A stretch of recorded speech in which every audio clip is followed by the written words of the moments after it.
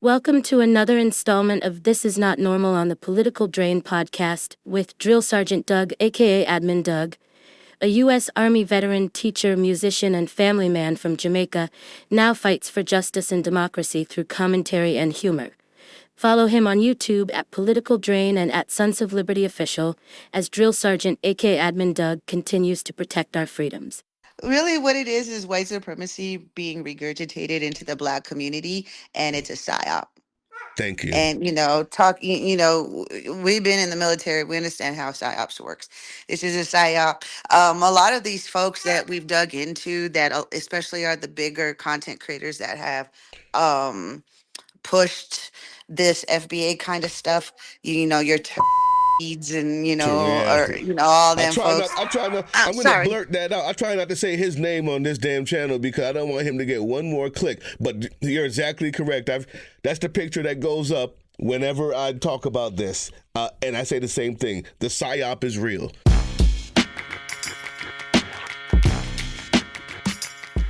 What's up, YouTube? Drill Sergeant here, and this one's going to be special. Anybody who's been watching this channel for any amount of time, you know there's two things that really matter to me. Number one, it's veterans issues. Number two, it's the saving of this democracy. You may not know the third, though. The third, I have had on here a few people from the native tribes to native activists, people who have been outside of tribes and have been let in because of their activism, as well as every so often I get the privilege of actually someone who is of native descent themselves.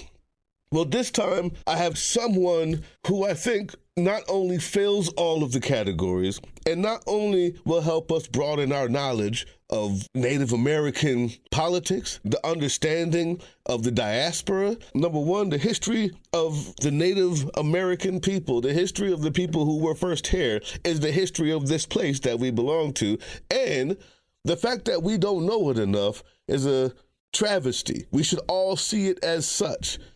Let's be honest, this is not the first place where somebody has came and conquered it, and it's not the first place that they used every tool, the conqueror, that is, used every tool to try to erase the people there. But in all those other places, at some point, the people wisened up, and they start to look at the Aboriginal histories. At some point, the people wisened up, and they realized that the culture that they tried to erase, or that they came this close to erasing, or that fought back hard enough and they just couldn't erase, was also necessary for them to move forward. There were things that they needed to know from the people who lived there first. Except this place. Except this place. We're not the first people to break treaties. We're the first people to not realize our stupidity in doing so, in my assessment. So the person I have here today, I think, is the perfect bridge. Veteran, honored by me, and the work that she does, and she did while in service. Saving people, helping people, keeping people safe, as well as saving the lives of the people who were held captive. Oh, yeah. We're talking about someone who cares about democracy and who's willing to help fight in any way that she can. And more importantly, it's a very specific kind of democracy that she's fighting for. And that is, I'll let her tell it. Everybody, I'm privileged to have with me today, Melinda, otherwise known as BrownGirlPride. On most social media. I know her from TikTok. Melinda, how are you? I'm doing good. How are you doing? Excellent. I'm so glad to have you here, and we're only an hour late. That's on purpose. It's on purpose. We're good. So I've been telling everybody why you are important here, but there's a few things that I think only you can say, and that is some things that happened in Native American history and the diaspora. Could you give just an overview of what's the tribal Native Americans, the tribes, and then the non-tribes Native American, in the best way, because I'm not qualified to talk about it, and I may even be talking about it wrong now. Tell everybody about that aspect of what it is you do. So there's two distinctions. You have tribal Native Americans, which is what most people think of when they're thinking of Native Americans, those that are still connected to their tribes and to their nations. You know, you'll hear of the Lakota, you know, and the famous, everybody has a Cherokee grandmama. So, you know, and Choctaw and so forth. But, you know, I mean, there were thousands of tribes here prior to colonization. Currently, about 500, I think, in 35 tribes, 535 tribes, I think, that are currently federally recognized. So those would be your tribal indigenous peoples here in the United States. And then you got your detribalized people, which are folks like me and most brown Latinos, and those that were adopted out of families or tribes or things like that due to various colonial reasons, right? Displacement, colonial borders being created, all the things that we understand colonization to be. So, detribalized indigenous people are people who have strong ties to their indigenous ancestry here. And we also still have a lot of our culture that is passed down, that was preserved, but it's not like the direct tribal culture anymore. It's been kind of homogenized into those bigger groups like Mexican culture, Puerto Rican culture, Dominican, all these different groups within Latin America and so forth. Um, so that's kind of the big difference. And in reality, most people are detribalized people, including Black Americans as well, because at one point, before the transatlantic slave trade happened, you guys were part of tribes as well. And when kidnapped and brought over to our lands, by the Europeans, it caused detribalization, so a displacement and a removal of culture and things like that. But there were things that y'all preserved just as much too, to kind of keep that African culture still embedded within in yourselves as well. So that's kind of like the difference between the tribal and the detribalized Native Americans here in the Western Hemisphere. Wow, just hearing it told like that uh, brought something to my face, brought a smile to my face and something to my heart. Like, you know what? We're part of it. We're part of a tribe that were detribalized when we were brought here. Um, and that connection, I mean, literally, right then when you said it, there is something that I can't force or suppress, that I felt, feeling that, yeah, I do belong to an actual tribe somewhere. And that's something that we've been cut off from as Black Americans, especially. The reason why you take somebody from another land and bring them over here to be a slave is because, quite frankly, when you try to enslave Native Americans, they know the land too well. They know they may have friendships too much. They know they can escape and they can survive. You bring someone here who has no idea of the language, of the people, of the land itself, and you have a better chance of keeping them under wraps. Well, and that's part of it. So with indigenous people and slavery, what happened was, instead of enslaving them within their own territorial regions, they would often do the same thing. They would move them around into different areas. So they would take natives from the northeastern side of the United States, or what is now the United States, and they would bring them down into the Caribbean. You would see Caribbean natives taken into Mexico. You would see indigenous natives from the Mexico region brought up into like Canada, or you know, they move you around the hemisphere. But also they also took us to Europe and European colonies in Africa. It wasn't the transatlantic slave trade. There was more Africans that were brought over than indigenous people that were sent over in the opposite direction, but it did happen in both directions. And Wow. so it's the little parts of those histories where we talk about indigenous history being kind of suppressed or erased, that they don't talk about. And then when we don't hear these things, then we end up like the oppression Olympics start coming into play. People Mm-hmm. start saying, well, my people went through this and your people didn't go through that. And it's like, hold up. We're all fighting the same enemy. We're all going through the same colonization. They're doing the same things. They're just doing it at different time periods. They're doing it in little different ways. They may be changing up how they're doing it here and there, but the impact is still the same across the board. They may call it something different in order to confuse people or to get away from what was illegal slavery for indigenous people. It was outlawed, but that didn't mean they didn't stop enslaving indigenous people, just like they didn't stop enslaving black folks when they outlawed, Facts. yeah, when they outlawed slavery for black folks. So, they just call it something different. They reframe it, and that's what and we still live with legal slavery today via the 13th Amendment. So there's Facts. 8 states, did you know?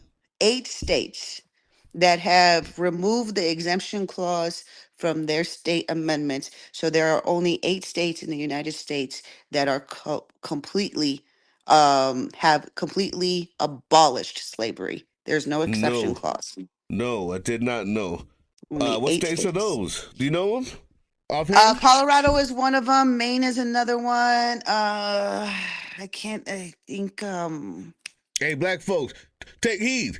I can't remember all of them off the top of the bat, but yes, eight states. Colorado and Maine, I know for sure are one of them. Are those? You need to know these 8 states, and we probably need to get there quickly. I'm sorry, I apologize. No, you good. You good. I'm gonna cut that out. Now, here's the deal. Here's the deal. Before I get into, well, you know what? You just brought this up, so I'm gonna go with it.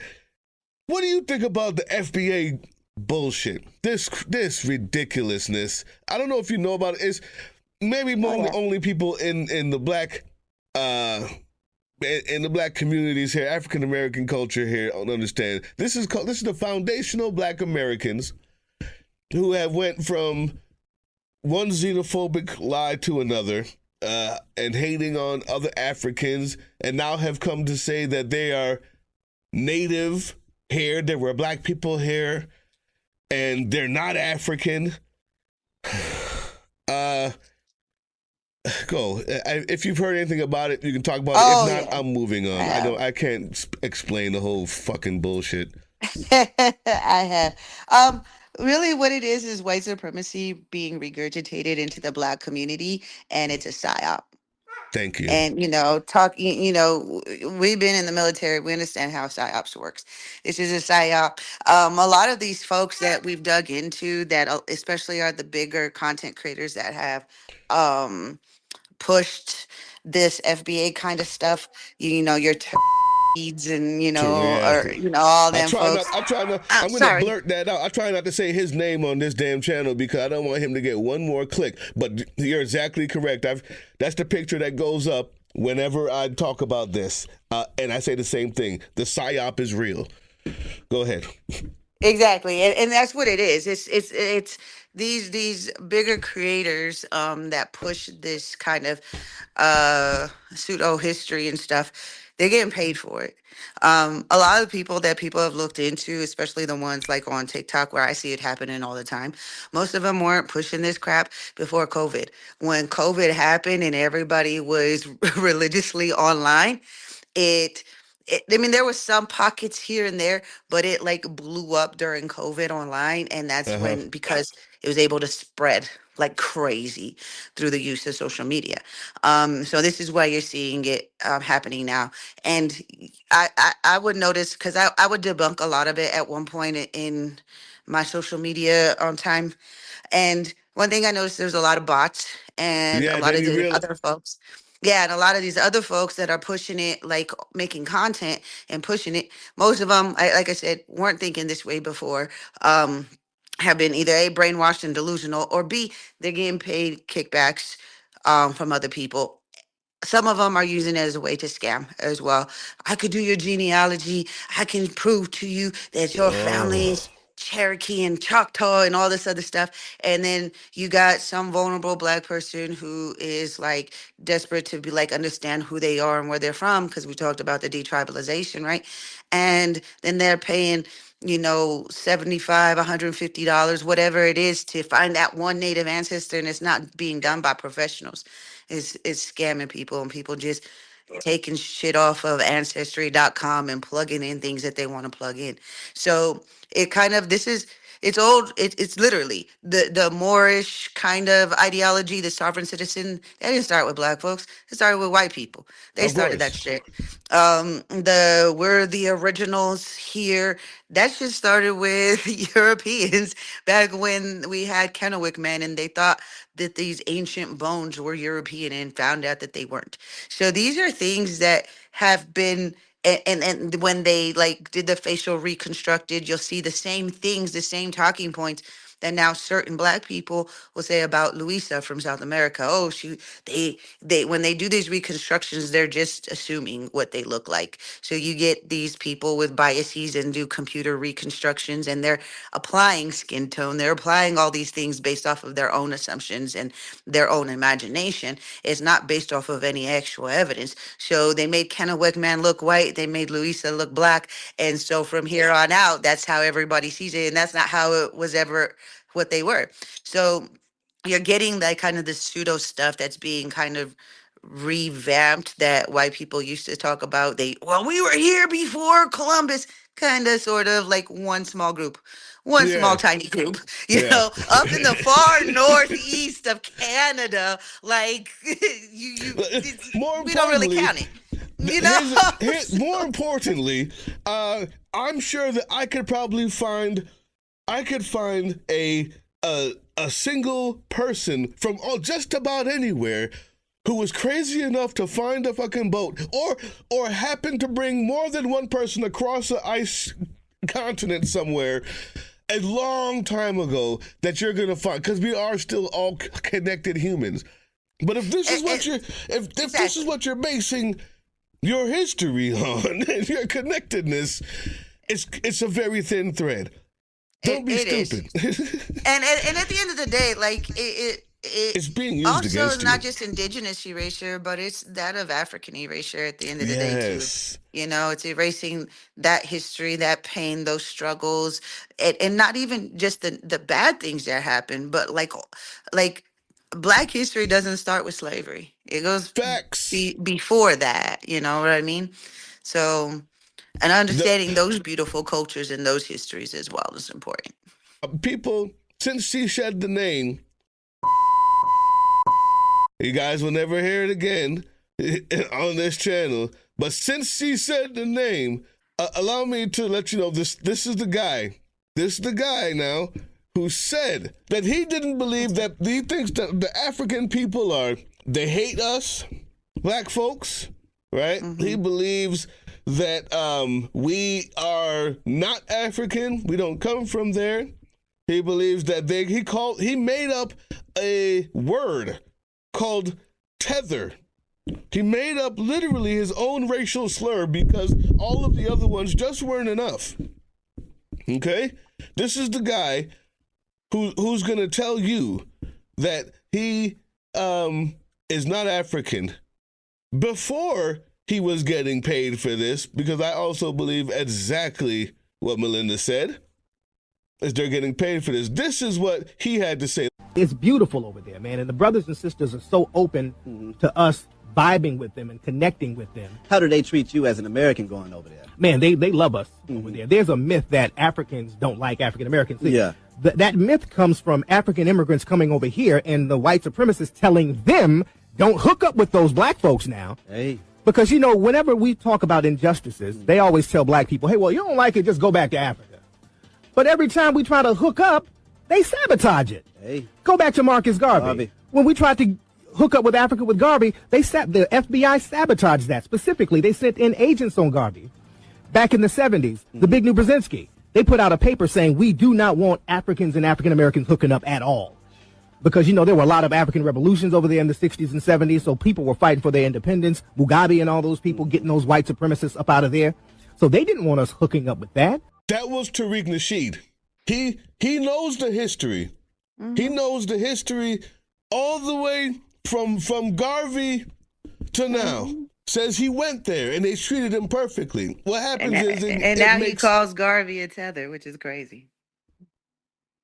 So if you needed any more proof that if you're looking at him as some sort of a hero or intellectual, you can understand that somebody might be intelligent, but it doesn't make them an intellectual. What he is a grifter. He's a grifter. An intellectual has integrity, and they're called intellectuals because their integrity involves education, learning, academics, and the truth therein. These things are what makes someone an intellectual. Being factual about the history, the math, the science, whatever it is that they're good at. Being smart doesn't mean intellectual. An intellectual implies that you have academic integrity. And he only has the dollar. He is a pimp and you are a hoe. If you're following him, you have been duped by the pimp, and you're on the corner every time you come out and talk to people. You are doing his job and giving him more money. That's what you're doing. I don't want you to be a hoe. I'd rather you not be. But every time you come in my comment section, what you're doing is standing on the corner and proselytizing your pimp. You are a hoe, and I'd rather you not be. So I hope now you realize you can see through the lies, and we'll move on from there.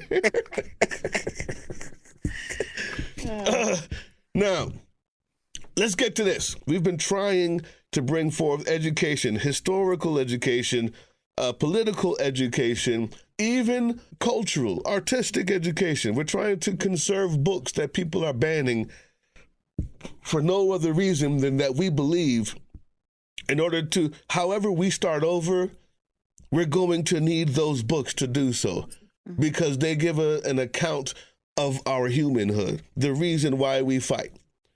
Well, there is also an education that I haven't thought of, and it is one that's rooted in Native American politics, history, who their people, forefathers are, who were their heroes, what did they do?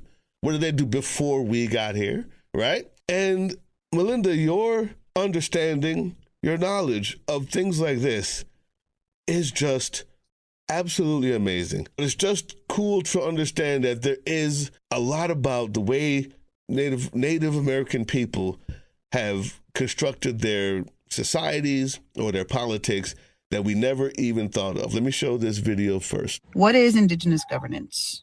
Well, it's not a theory to be read in a book. It's a way of life to be practiced. Now, I will give you guys some books to read at the end of this that dive into how different Indigenous societies functioned, and also some Indigenous scholars who critique Western leftism through Indigenous framework. Now, Indigenous governance is not universal. However, Indigenous principles are. And you can find these principles not only here with the Western Hemisphere, but also throughout the Pacific Islands, Australia, New Zealand, Africa, and so forth. It is relationship to the land. Therefore, your culture, your governance, your responsibility is tied directly to your land. And that's going to differ across regions, across continents. It would also depend on how large tribes were, if they were smaller nomadic tribes versus larger cities with millions of people in them. But the foundation always comes back to the land. We had laws, we had authority, but we followed natural law. And natural law doesn't give you punishment, it gives you consequences. An example of Indigenous law from natural law would be if you overhunt, you will eventually starve. So a law would be you can only hunt X amount of buffalo per season. Your consequence for hunting more than you should would be starving, not having enough food, throwing off balance, having to migrate. By the way, this is also how they raise children, was through natural consequence, not punishment. Our children follow natural law, not mom and dad's rules. So everybody was bound to the same natural laws. Okay. First, let's talk about the law versus punishment. Next, we're going to get into the governance, not the governance. They're going to get into the philosophy more of actual political systems. Explain a little bit more of that idea of what we're doing with our ideas of punishment and how it could how would it look more like a natural law in action if we were to start to impose some of these ideas or start to implement some of these ideas. So when you're punishing, you're not actually allowing for people to hold themselves accountable, right? And they're not going to hold themselves accountable. Um, it's a lot of this psychological kind of like semantics that they do, where it's like, all right, you did something wrong, so hold yourself accountable. And as a society, we're going to hold you accountable. And the way we do that is by punishment. That doesn't teach a lesson. This is why recidivism rates are so high within jails, prisons, and so forth, because it's not about actually holding anybody accountable. It's about punishment to keep people enslaved. That's what that is. It's nothing more than that. And so when it came to like indigenous principles, you would deal with more of consequences versus punishment. What is a natural consequence to the thing that you did? How does that affect um for example, because again, we're not talking about utopias type societies, idealistic societies. These are societies that function. People were people. There were still bad things. People were bad people existed then too in those societies. So let's say somebody had committed interpersonal violence against somebody else, right? They went up, got into a fight, did something. Now, part of that is not going into punishment, but what's the natural consequence of harming somebody else, physically harming somebody else? Well, the natural consequence is that now the rest of the community doesn't trust you. Now the rest of the community is going to have a fear of you. So now you're no longer part of the community until you come back and take accountability for your actions and also prove through your actions how you are going to rectify that and rebuild relationships to the people you've harmed, rebuild trust within the community. And the whole community is part of the restorative justice, not just the victim and the perpetrator, right? Because we're addressing all those needs. So this is how you don't build fear up in communities and then use that fear to control, because now the person that harmed is being held accountable by the entire community and they have to hold themselves accountable as well. And until they do, they're not welcome back in. So it's a natural consequence to the fear that that person instilled by creating harm. Outside of punishment, if I punish you, well, that doesn't mean that you're holding yourself accountable. That means it doesn't mean you're going to have remorse. It doesn't mean you have to build a relationship back with the person you harmed or the people or the community that you harmed. It doesn't mean you have to do anything. Some people will say, well, F it, I'll go ahead and take my punishment. I'll do my quick time and I'll keep it fucking moving and never take accountability. That's not justice. Right. So that's Mm-hmm. the difference. And that's how they've brainwashed people into thinking what justice is. And the justice that we live under has never been actual justice. It's always just been punishment. There is a restorative justice movement going on. When I was heading the NAACP Atlanta chapter, we had on some people who were a part of the restorative justice movement, and they would actually go in and advocate with criminals and for criminals, along with the people who were perpetrated against, right? The prosecution, for what they would consider as restorative. How could this person gain trust back with the community besides going to prison? What would it take to see this kind of a natural law be made whole or made into balance rather than just a punishment?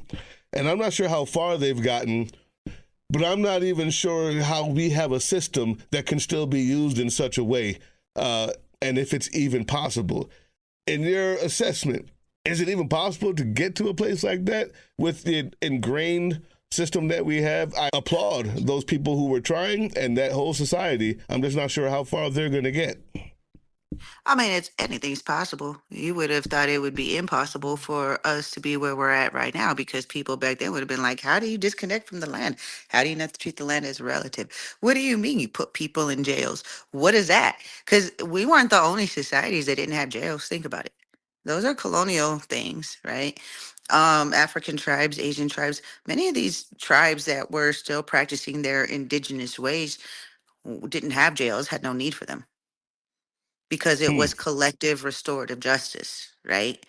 Jails came in, and now we've been conditioned into punishment and jail systems and this, that, and the third. So it's a matter of educating folks, one, starting off small, starting within your communities, getting people to understand what these things mean, and then showing them a new way of doing it. Once people, it's reciprocity. Once you have something that, if you have a system that isn't working and you bring in a system that's similar to the other one, people aren't going to change. They're not gonna, Hmm. they're like, why am I gonna go to that system? It's the same thing. But if you bring them in a system that's completely different and that they can see is like they can envision themselves in it and say, I think I'd be much happier in this way, then you can get people to change. So you build the foundation in your local communities, within the local organizations. You create that indigenous governance type of system within those local areas that then spreads out into other communities. And then that spreads out into the larger populations, into larger groups, and it dismantles, it actually breaks the foundation of white supremacy and reestablishes a new foundation of indigenous governance, which, as I've said to everybody, everybody's indigenous to somewhere. You had ancestors pre-colonialism that practiced these indigenous principles, whether it be Africa, Asia, even in Europe. They had these indigenous principles that they also abided by. So it's not just going back to Western Hemisphere indigenous people roots. It's going back to those long held global universal principles that we all had as people through our indigenous roots. Hmm. Hmm. Okay. All right. Let's go into this more. Let's go into the more philosophical stuff here. Linear, rigid structure. Nature will always tell you what you need to know if you just pay attention to it. Nature is there to guide you if you stay connected to it. All throughout nature, you will find hierarchies, but they're cyclical. For example, a wolf pack. The mother and the father of the wolf pack are there to protect and to guide. And when they become too old or fragile due to injury or illness, they relinquish their authority to the next. It's usually to the one in the pack that has earned that authority. You see it with whale pods and elephant herds, led by the matriarchs. And when it's time for the matriarchs to go off and transition and die, they will leave their pod or their herd, allowing for the next generation to move up. You see it with beehives and ant colonies where they have queens, soldiers, and workers, but they all work together in the hive. And those positions can be switched. The soldiers can then turn around and become the workers, and vice versa. They will also nurture a new queen when that time comes. So it's constantly revolving. Authority is always earned. We even see this between predators and prey. If there's too many prey, the predators will come in and balance it out. But if the predators do too much, then the predators will eventually slow down and start to diminish in size as well. Hierarchy is supposed to maintain balance and distribute power evenly, not hoard all the power in one spot. Now apply those concepts to how humans should be living. And that's how indigenous people figured out how to live reciprocally with the land, how to hold responsibility to the land and to the people, how to maintain balance through wisdom, knowledge, experience. Roles can be switched at any time. Roles are earned, but they're also removable. If it's not beneficial to the entire pack, if it's not beneficial to the entire herd, if it's not beneficial to the entire colony, then the authority gets replaced. This ensures that authority doesn't last forever. This also allows for leadership to be groomed and guided, wisdom and knowledge passed down. Nature is the greatest teacher. You just have to learn to be a good student. Get off your phones and go connect. Because all the answers that you are ever looking for, you'll find right in front of your face if you just learn how to look for it. Outstanding. Outstanding. We were talking before, the idea of this cyclical hierarchy was also something that was practiced for tribe to tribe to tribe to tribe to tribe. And their version of democracy, right, is also the same one that I think our Constitution tried to follow. Is this correct? Is Yeah, there? but there's some distinct differences in how the United States um appropriated, I would say, because Okay. they took out the important parts that should have Mm, been left in. So they modeled the Constitution off the Haudenosaunee Great Law of Peace. Um, and the big differences in that is that in the Haudenosaunee's Great Law of Peace, they they place their checks and balances within the law, within that law, right? The United States, what they did was they removed the checks and balances from the Constitution and placed it outside of the law. That's where we have the issues of corruption and so forth and so on, right? The other thing that they removed was they removed the clan mother system, mm, which was the main checks and balance within the Haudenosaunee system. So every nation, it was five nations, tribes, had their own leadership. They functioned in their own ways. They did their own things. But when it came to the collective of the lands that they were on, the decisions that need to be made for in the lands, they all came together. The leaders of all of those came together and came to a council. They would decide, they would debate, they would talk, they would do all the things. And then once the council decided, hey, this is where it is, they would take it to the clan mothers. The mm, clan mothers would have final decision. The clan mothers would trust that you guys did everything, that everybody did what was important and appropriate and so forth. And if they say, hey, that sounds a little bit unfair. What are you guys going to do about that? How are you guys going to address that? Then they would take that back from the clan mothers, go back to the council and say, hey, this is where the clan mothers are saying that this is what we need to address. And it seems unbalanced. It seems unfair. And they would then go back to their tribes, talk to their people and come up until everybody was collectively on the same way. So mm. that's how it should have worked in the United States. But they didn't do it that way. They removed checks and balances. They removed the matriarch. They removed the clan mother systems. So, cyclical hierarchy is also in the United States. What we did, or what colonialism did, was they tied position to power and to position. So, I mean, they tied power and authority to position and title there. Mm, So instead of tying power and authority to accountability and responsibility, now this is a position that you aim for, that you wow. campaign for, that you don't earn, that you're trying to gain, right? Because now your power is tied to the position. Now your power is tied to the title. You remove that, now my power is only tied to the land. It's tied to the responsibility to the land. And the clan mothers had every right to turn around and pull you, say, hey, you're not taking responsibility like you're supposed to. You're not holding yourself accountable when you mess up. So you're gone. Bye. Mm, Someone else is coming in and taking your place, that the community sees fit to hold that responsibility better than you. And also, power and authority was seasonal and situational.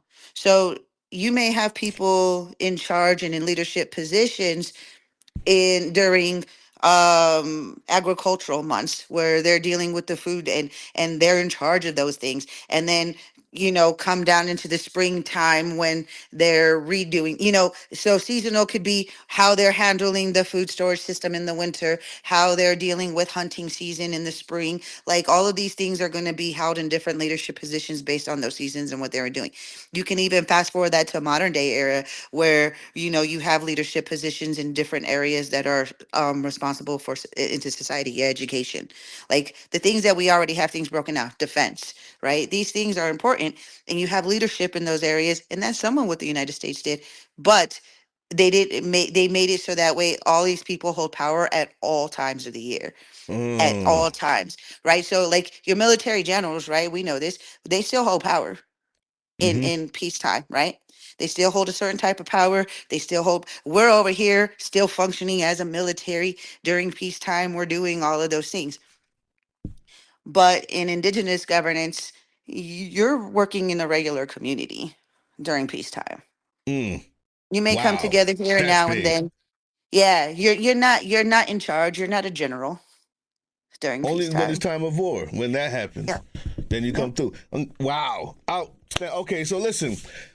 So here's the thing I've been holding back. There's a lot more, obviously, and I've just kind of tried to pick things quickly, YouTube. But the idea is we are not done with this. This wonderful woman here is going to be helping us develop a curriculum that will help teach you out there some of the principles that you may need in your community, as we are the hub of the resistance, as well as what I call the Reconstruction era, because after this, I promise you, we are going to need one. And if we're not prepared for our Reconstruction, it's going to turn out like the last one was. We're going to end up putting the worst people in, and those same people who were hungry for white supremacy and crying now will stop crying and go for the fish that's dangled in front of them again when power is there, unless we have a better option.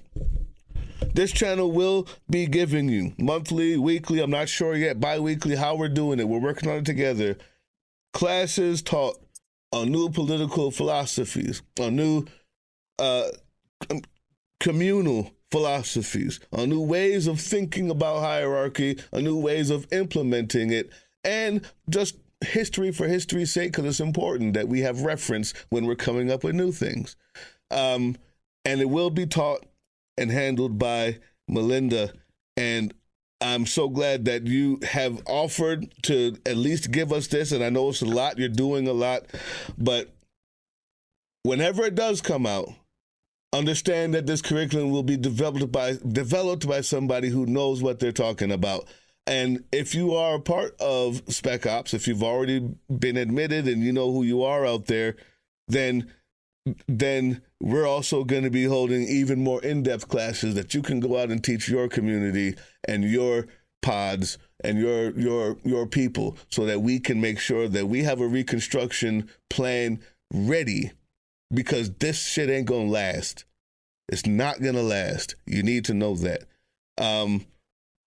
I just want to say thank you. You can tell us who you are before we leave. I should have said that first, but we just got started out so easily. Tell us about your military, who you are, and then we'll end with a big thank you for showing up here today. So, Air Force veteran, served 10 and a half years active duty. I did a couple of years in the Weekend Warrior Club at the reserves. And I did that 6 years. Yeah. So, but 10 and a half active duty. Did 2 tours to Iraq, 2003 to Balad, aka Motoritaville, and then 2010 to Baghdad, Area 4 I was part of a special forces unit. I myself didn't participate in special forces, but we were an Air Force logistics unit that came in to help do training and be liaisons with the Iraqi special forces and the American side of things. So we were in there. It was during the quote unquote drawdown that was supposed to happen in 2010, when all of our asses were supposed to leave and didn't. So it was an advisory role and so forth. But I learned a lot working with Spec Ops. Yeah, we had a lot of advisors. Yeah. Yeah, I learned a lot working with y'all. So I'm sure that if you know it, if you in the Spec Op community, I'm sure you know Area 4 in Baghdad. I'm sure you've heard that at some point in your career with them. But so did that, and then got out after my time, and I became a registered nurse. Was ER nurse, psych nurse, and also I now do hospice nursing. So I worked also in Texas Medicaid, so I understand how that system works too. So I dipped into a lot of different places within these systems, and learned and dissected and researched how they function and how they affect people in general, and where we should be focusing our resistance and our revolutionary tactics, and not kind of going with the old same things that our ancestors did. While they were learning and going through it too, we also, the benefit of understanding their history is understanding where they also made mistakes. Our ancestors are not free from critique, and they would probably even encourage us critiquing what they did and how they did things, so that way we could do better and move forward, and that's what they would want. So they're not free from critique. We should critique what our ancestors did, what worked for them and what didn't work for them, and how we adjust in those ways. 100% agreed. My friend, thank you so much for joining me today. We're going to be talking a lot more as you already know, but Political Drain, you need to know that we are fulfilling our charter and making sure that we will be the hub of the resistance and try to help in all aspects of whatever that means. I appreciate you guys watching. I appreciate you coming on, Melinda. And just remember, the time to fight is now. My pleasure. Thank you for having me, man. Hey, yeah, you. Before you click away to watch someone unbox a tactical toothbrush, let's talk about something real. Political Drain isn't just another content mill. We're a digital front in a very real war. Not with bullets, but with ideas, with action, and with solidarity. We pair urgent news with critical education. And we build community around actual resistance, not the hashtag kind. The kind that moves. But here's the thing. None of this is free. It isn't. Behind every video is time, labor, research, and some weird guy asking if we're going to pay the hosting bill. And yeah, some of that money goes to things we can't necessarily say out loud.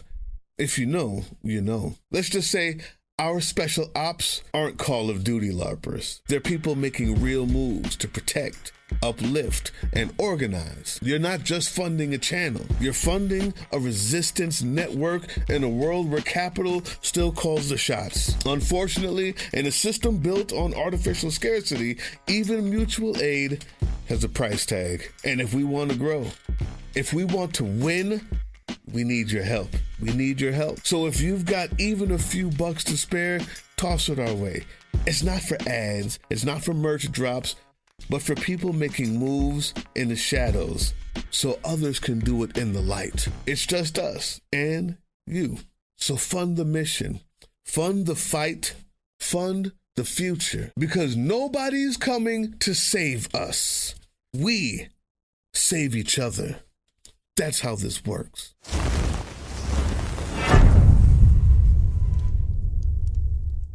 That was the Political Drain podcast, which can be heard on www.groovechillradio.com/political-drain and can be viewed on the Political Drain YouTube channel anytime. Once again, thank you for listening to Groove Chill as we resist fascism in any form, pursue democracy, peace, and love.